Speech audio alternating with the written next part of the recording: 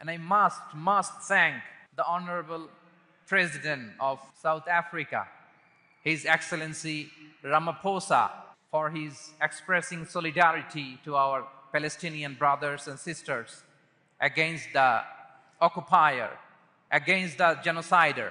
ফিলিস্তিনি ভাই বোনদের সাথে তিনি সংহতি প্রকাশ করেছেন, ঠিক কিনা? From the river to the sea, Palestine will be free. আমার সাথে সাথে বলেন, ফ্রি ফ্রি আল আকসা, ফ্রি ফ্রি আল আকসা। মুষ্টিবদ্ধ হাতকে উপরের দিকে করে আওয়াজ করে বলুন, ফ্রি ফ্রি আল আকসা, ফ্রি ফ্রি আল আকসা, ফ্রি ফ্রি আল আকসা। আল্লাহ তাআলা আমার মজলুম ফিলিস্তিনি ভাই বোনদেরকে হেফাজত করুক। আমাদের সেই প্রাচীন কেবলা মসজিদুল আকসাকে আল্লাহ তাআলা হেফাজত করুক। জালিমদের হাত থেকে, দখলদারদের হাত থেকে এই পবিত্র ভূমিকে আল্লাহ তাআলা মুক্ত করুক। আওয়াজ করে সবাই পড়ুন আমিন। সুবহানাল্লাহ। আপনাদের সাউথ আফ্রিকা দেখে তো আমি অবাক। প্রাকৃতিক সৌন্দর্যের লীলাভূমি, পুরো দক্ষিণ আফ্রিকাটাই যেন একটা সাফারি পার্ক। আলহামদুলিল্লাহ, চমৎকার দেশ, চমৎকার, অসাধারণ। এই 3-4 দিনের অভিজ্ঞতা আমি যেটা দেখলাম, একটা চমৎকার ভূখণ্ডে আল্লাহ তাআলা আপনাদেরকে কবুল করেছেন। আমি জানতে পেরেছি যে এখানকার অধিকাংশ ভাইয়েরা ব্যবসায়ী। আলহামদুলিল্লাহ। ওয়া হাল্লাল্লাহুল বাইআ ওয়া হাররামার রিবা। আল্লাহ ব্যবসাকে হালাল করেছেন, সুদকে করেছেন হারাম। সুদের সাথে মুসলমানের কোনো সম্পর্ক নাই। সুদকে না বলুন, ব্যবসা করুন। ব্যবসায় বারাকা, ব্যবসায় বারাকা। রিজিকের 10 ভাগের 9 ভাগ আল্লাহ তাআলা ব্যবসার ভেতরে ঢুকিয়ে দিয়েছেন।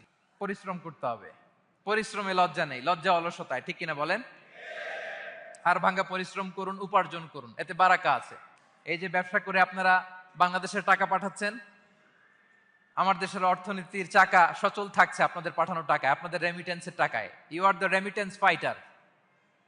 আমরা পেয়েছি ফ্রিডম ফাইটার, আর আপনারা হচ্ছেন রেমিটেন্স ফাইটার।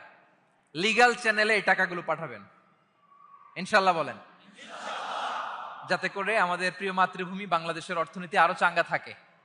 এত ঝড় ঝাপটার পরেও আমাদের বাংলাদেশের অর্থনীতি কিন্তু নিচে নামে নাই। এর কারণ আপনারা ভালো থাকলে ভালো থাকবে বাংলাদেশ। আলহামদুলিল্লাহ পড়েন।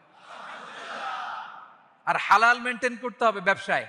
হারামের সাথে আমাদের কোনো সম্পর্ক, হারামকে আমরা না বলে দিব। আজকের এই নিজামিয়া কমপ্লেক্স থেকে আমরা হারামকে না বলবো। আওয়াজ করে বলেন নো।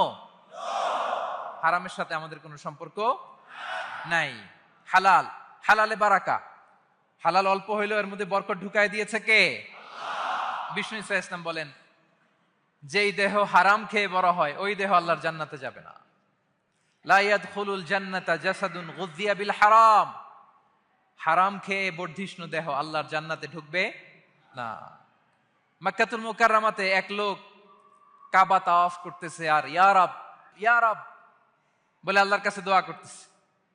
সাহাবারা তো অবাক, এই লোকের দোয়া তো আজকে কবুল হয়ে যাবে, এত আজকের সব সওয়াব নিয়ে যাবে।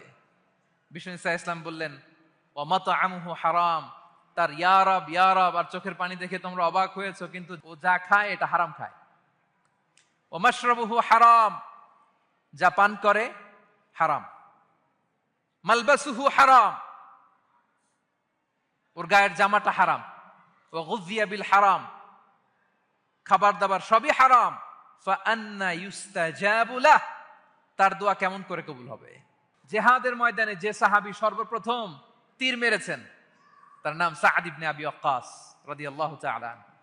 তিনি বিশ্বনবীকে বললেন, ইয়া রাসূলুল্লাহ উদুল্লাহ আইয়াজআলানি মুস্তাজাবাদ দাওয়া। হে নবী, আপনি আমার জন্য দোয়া করেন আল্লাহ যেন আমাকে মুস্তাজাবুদ দাওয়া বানায়। মুস্তাজাবুদ দাওয়া মানে এমন ব্যক্তি যে ব্যক্তি দোয়া করতে দেরি কিন্তু সে দোয়া কবুল হতে দেরি হয়। বিশ্বনবী বললেন, ইয়া সাআদ, তোমার মুস্তাজাবুদ দাওয়া হওয়ার বড় শখ। আতিব মাতা আমাক, যেটা খাবা হালাল খেও। তাকুন মুস্তাজাবুদ দাওয়া, যেটা খাবে হালাল খেও, হালাল খেলেই তুমি মুস্তাজাবুদ দাওয়া। Your food should be halal, your drinks should be halal, your fashion should be halal, your entertainment should be halal. আপনার সব হালাল হইতে হবে। আল্লাহ তৌফিক দান করুক, পড়েন আমিন।